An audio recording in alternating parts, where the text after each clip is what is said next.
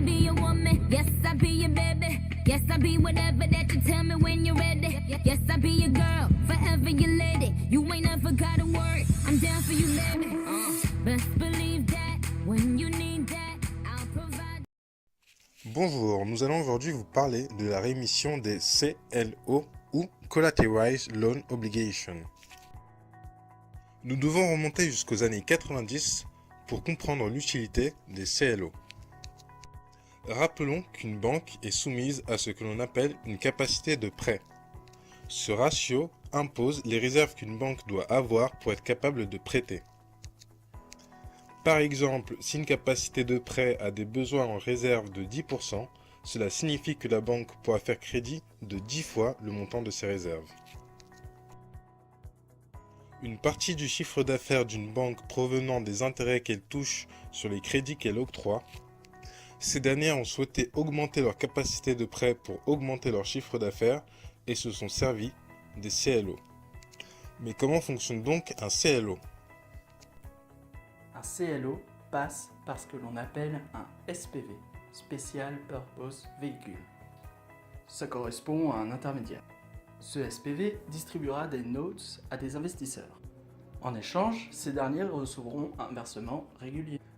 Le collateral manager, que l'on pourrait appeler grossièrement le gestionnaire de caution, utilisera l'argent récolté par la vente des notes pour acheter des prêts. Les emprunts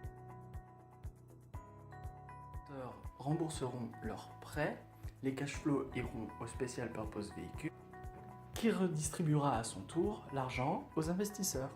Nous pouvons voir ci-dessous un screenshot Bloomberg de la fonction Security Finder, SECF, filtré pour des CLO.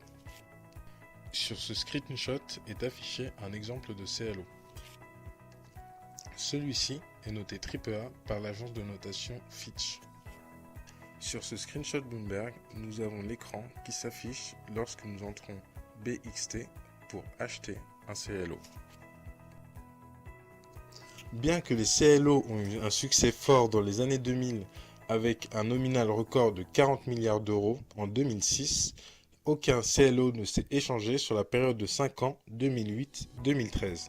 En effet, de prêteurs et de détenteurs de prêts tels que les prêts immobiliers, les subprimes ou encore de produits dérivés sur ces mêmes prêts tels que les CDS, couverture de défaillance ou les MBS, Mortgage Bond Securities, ne se sont jamais fait rembourser. Qu'en est-il pour les CLO ? Rappelons qu'un CLO est organisé en plusieurs tranches. Nous avons une tranche Debt, une tranche Mezzanine et une tranche Equity. La tranche Debt correspond aux remboursements les plus tôt avec le plus faible taux de rendement, mais aussi les investissements les moins risqués.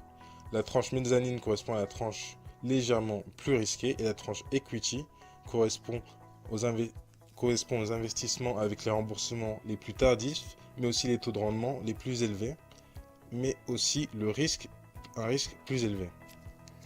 Il s'est avéré après la crise qu'aucune perte n'a été constatée sur les tranches Debt des CLO.